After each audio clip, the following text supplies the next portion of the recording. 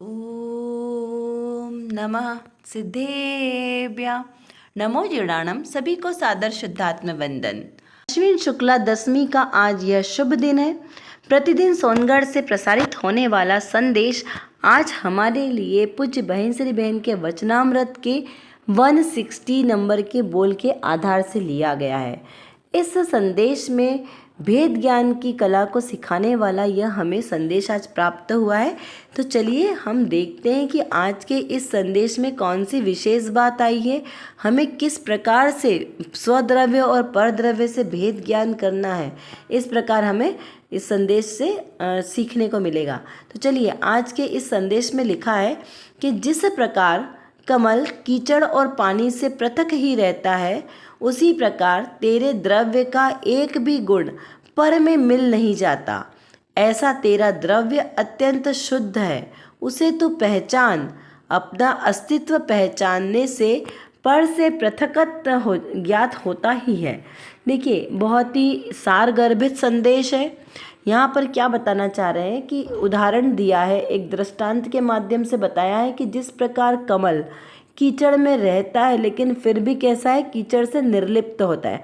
आपने कभी देखा होगा कमल की पंखुड़ियाँ पानी में रहकर भी कैसे होती है, पानी से अलग रहती है, उसमें पानी की बूंदें उसके ऊपर टिकती नहीं है, तो यानी वो उससे पृथक रहती है। तो उसी प्रकार मेरा जो द्रव्य है, मेरा कौन सा द्रव्य, जीव द्रव्य, क्योंकि मैं कौन हूँ, जीव द्रव्य। और ये जो मेरा शरीर है वो कौन है, पुद्गल द्रव्य है। तो शरीर और मैं दोनों कैसे हैं, अलग अलग है। मैं जीव द्रव्य और शरीर पुद्गल द्रव्य। तो यह जो अनादिकाल से मेरा आत्मा जो है ये शरीर के साथ ही प्रकट होता है ना, क्योंकि जन्म लेता है तो जन्म के साथ ही शरीर उसे प्राप्त होता है। कोई भी शरीर, 5 प्रकार के शरीर है, औदारिक, आहारक, वैक्रियक, तेजस और कारमान।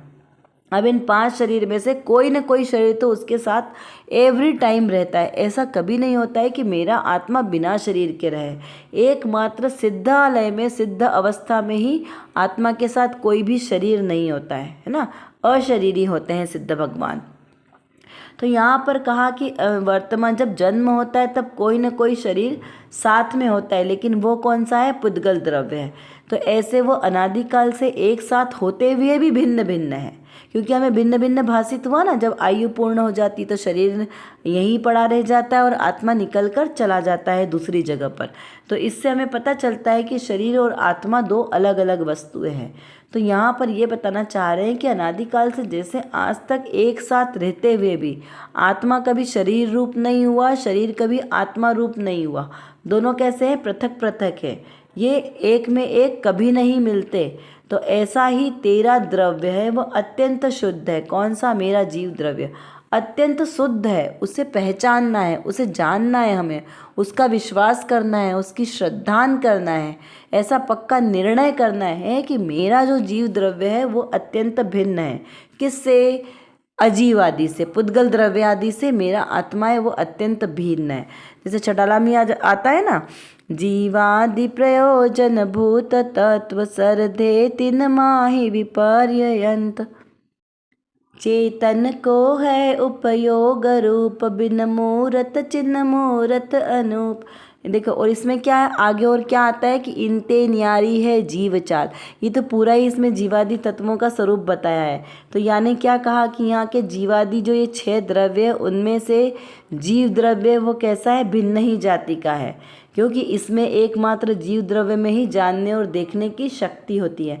तो हमें क्या पहचानना है, अपने जीव तत्व के स्वभाव को जानना है कि मेरा जीव द्रव्य जो है इसमें मात्र जानने और देखने की शक्ति है, बाकी अन्य किसी भी द्रव्य में यह शक्ति नहीं है। तो ऐसा हमें अपने अस्तित्व की पहचान करना है। देखिए, सभी द्रव्य सत्स्वरूप है ना, क्योंकि सभी द्रव्यों में अस्तित्व नाम का गुण है, इसी से आधार से तो वो द्रव्य है, कुटस्थ कहलाते हैं। तो उन सब में अस्तित्व नाम का गुण होने से भी जीव द्रव्य में भी कैसा अस्तित्व है, जानना देखना स्वभाव उसका सदाकाल रहने वाला है, वो कभी नाश को प्राप्त नहीं होगा, हमेशा अविनाशी रहने वाला है, अखंड ध्रुव रहने वाला है। तो ऐसे अपने अस्तित्व की, अपने जीव तत्व की पहचान करनी है। तो इससे क्या होगा, जब हमें अपने तत्व की पहचान होगी तो हमें अपने तत्व की महिमा आएगी, और पामरता हट के प्रभुता प्रकट होगी। तो इस प्रकार जो मेरा ये जीव द्रव्य वह कैसा है, उसको जानने से पृथकत्व ज्ञात होता है। मेरे द्रव्य का जब मैंने स्वरूप जाना, जो जीवादिक 6 द्रव्य है ना, इनका जब हमने पृथक पृथक सबका हमने अर्थ समझा कि कौन से द्रव्य का क्या लक्षण है, तो उससे क्या पता चलता है कि जीवादि प्रयोजन भूत तत्व, ये जो 6 जीवादि प्रयोजन भूत तत्व है ना, और 7 तत्व, जीवादि प्रयोजन भूत 7 तत्व और 6 द्रव्य, ये सब मूल है ना, पंचास्थिकाय और 9 पदार्थ, ये सारे मूल चीज़ें, इनका हमें स्वरूप का ज्ञान होना चाहिए। तो जीवादि जो 7 तत्व है, जीव, अजीव, आश्रव, बंध, संवर, निर्जरा और मोक्ष, ये तो हमारे हैं 7 तत्व। इसमें पुण्य पाप को मिक्स किया तो हो गए ये 9 पदार्थ हुए। और फिर जीव, पुद्गल, धर्म, अधर्म, आकाश और काल, ये क्या है, 6 द्रव्य हैं, ठीक है ना। तो इनके स्वरूप को हमें अच्छी तरीके से जानना है कि किनका क्या स्वरूप है, और उसको जानने से हमें क्या पता चलता है, उसको जानने से हमें उनके स्वरूप को जानेंगे तो हमें भेद ज्ञान होगा कि जीव का स्वभाव कैसा है, जानना, देखना, मात्र जानना, और शरीर का, पुद्गल का स्वभाव क्या है, पूर्ण गलन स्वभाव वाला है, और कैसा है, रूप रस गंध वर्ण वाला है। तो जब हमने दोनों के स्वरूप को जाना तो हमें पता चलता है ना कि दोनों कैसे हैं, भिन्न भिन्न है, दोनों की जाति भिन्न भिन्न है, दोनों के कार्य भी भिन्न भिन्न है। तो इस प्रकार उनके भिन्न भिन्न के स्वरूप को जानकर उनकी पृथकत्वता की हमें महिमा आती है कि दोनों कैसे अलग अलग है। तो हमारे श्रद्धान भी किसका होगा, जो शाश्वत रहने वाला है, कुटस्थ है, उसी पर हमें श्रद्धान करना है। तो ऐसा तो मैं मात्र जीव द्रव्य हूँ जो सदाकाल एक जैसा रहने वाला हूँ। तो हमें विश्वास किसके पे रखना है, अपने ही चैतन्य तत्व पे, अपने ही ध्रुव जीव तत्व पे हमारा श्रद्धान रहेगा। द्रव्य दृष्टि से जब हम जीव को पहचानेंगे तभी हमारी सारी क्रियाएं सही जाएगी, और फिर हमारा बाकी भी चिंतन कैसा होगा, एकदम हमारा क्लियर और स्पष्ट हो जाएगा, क्योंकि वर्तमान में तो मुनिराज कोई होते नहीं है, ठीक है ना। तो इस प्रकार हमने यहाँ पर आज के इस संदेश का अर्थ समझा। चलिए अब हम देखते हैं कि आज की रत्न कणिका में कौन सी विशेष बात आई है। यह श्री प्रवचन सार जी की गाथा नंबर 242 के भावार्थ के आधार से आज की रत्न कणिका प्रसारित हुई है। तो चलिए देखते हैं इसमें क्या लिखा है। मोक्ष मार्ग भेदात्मक होने से सम्यक दर्शन ज्ञान चारित्र मोक्ष मार्ग है। इस प्रकार पर्याय प्रधान कहकर नए से उसका प्रज्ञापन है। वह मोक्ष मार्ग अभेदात्मक होने से एकाग्रता मोक्ष मार्ग है। इस प्रकार द्रव्य प्रधान निश्चय नय से उसका प्रज्ञापन है। समस्त ही पदार्थ भेदात्मक होने से वे दोनों, कौन से दोनों, सम्यक दर्शन ज्ञान चारित्र तथा एकाग्रता मोक्ष मार्ग है। इस प्रकार से प्रमाण से उसका प्रज्ञापन है। देखिए यहाँ पर प्रज्ञापन, ये प्रवचन सार जी की बहुत ही विशिष्ट शैली में ये ग्रंथ विरचित है, जो आचार्य कुंद कुंद देव द्वारा विरचित है। इस प्रवचन सार जी ग्रंथ में महावीर भगवान की दिव्य देशना का सार रूप से यहाँ पर प्रसारित किया गया है। तो देखिए यहाँ पर क्या बताया है कि मोक्ष मार्ग। अब देखते हैं कि मोक्ष मार्ग कैसा है। तो सम्यक दर्शन ज्ञान चारित्राणी मोक्ष मार्ग, ऐसा सूत्र आता है। तो इन तीनों की एकता यानी अभेद रूप से कहा जाए तो ये तीनों को एक साथ जो है वो मोक्ष मार्ग कहलाता है। इस प्रकार मोक्ष मार्ग का निरूपण 2 प्रकार से किया गया है। निरूपण यानी इसको बताने का तरीका, निश्चय और व्यवहार। तो निश्चय से मोक्ष मार्ग अपने निज शुद्धात्मा को ही ध्यान करना, उसका निर्णय करना, उसका ही श्रद्धान करना, वो निश्चय से मोक्ष मार्ग है। और व्यवहार से देवशास्त्र गुरु के प्रति सच्चा श्रद्धान और सम्यक दर्शन, सम्यक ज्ञान, सम्यक चारित्र रूप, इस प्रकार से जो भेद रूप है वह व्यवहार से मोक्ष मार्ग कहा गया है। यहाँ पर प्रज्ञापन का शब्द का अर्थ है कि ज्ञान का विशेष रूप से उसका प्रकाशन करना, उसको बताना।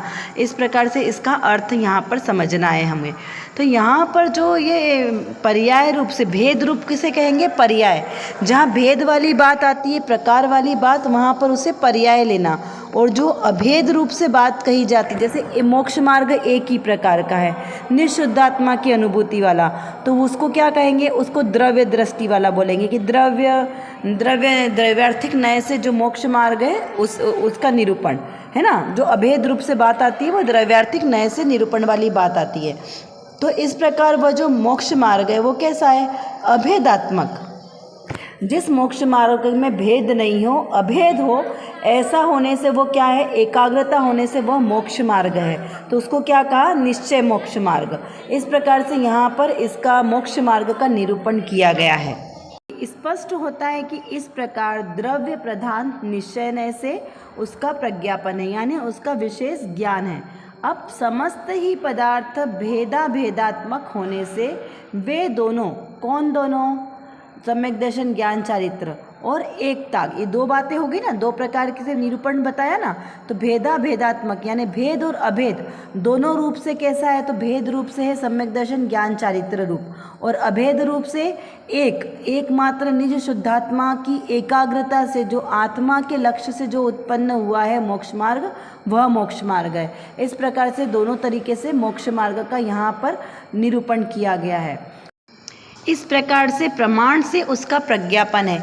यहाँ पर प्रमाण से मतलब क्या लेना, प्रमाण से लेना यानी जो प्रामाणिक है, जो केवली भगवान के द्वारा बताया गया वही तो प्रमाण है ना, तो उसको प्रमाण ज्ञान बोला, जो केवली भगवान के द्वारा बताया है। तो यहाँ पर ऐसा लेना कि इस प्रकार से केवली भगवान के द्वारा बताया गया प्रज्ञापन यानी उस ज्ञान का विशेष प्ररूपण, तो वो बताया गया है। कैसा, ये दो रूप से, मोक्ष मार्ग दो प्रकार से उसका निरूपण बताया गया है। इसका इस प्रकार से अर्थ ग्रहण करना है कि एक निश्चय से और एक व्यवहार से। अभेद रूप से देखा वो निश्चय से, और भेद रूप से जो देखा सम्यक दर्शन, ज्ञान, चारित्र रूप में, वो हुआ व्यवहार नय से। इस प्रकार से दो प्रकार से मोक्ष मार्ग का निरूपण किया गया है। ऐसा यहाँ पर अर्थ लेना। इतना आपको अच्छी तरीके से समझ में आ गया होगा। आप इसको और बार बार सुनकर, अगर आपको नहीं समझ में आ रहा है तो आप बार बार सुनकर इसको समझ सकते हैं। चलिए अब हम आज के सुंदर संदेश और आज की रत्न कणिका में जो विषय आज हमारे लिए प्रस्तुत किया गया है उसका रिवीजन करते हुए हम विचार करते हैं कि किस प्रकार से एक द्रव्य दूसरे द्रव्य रूप नहीं होता है, एक गुण दूसरे गुण रूप नहीं होता है। यह तो कैसा है, एक सिद्धांत है। अब इसको किस प्रकार से दृष्टांत के द्वारा समझाया गया, फिर इसको समझने से हमें क्या लाभ हुआ, इस प्रकार का हमें चिंतन करना चाहिए कि देखिए एक द्रव्य दूसरे द्रव्य रूप नहीं होता है तो हमें कर्ता भोक्ता आदि मिथ्या बुद्धियों का अभाव हो जाता है। तो इस प्रकार हमें गहराई से चिंतन करना है कि इस सिद्धांत को समझने से हमें क्या लाभ है।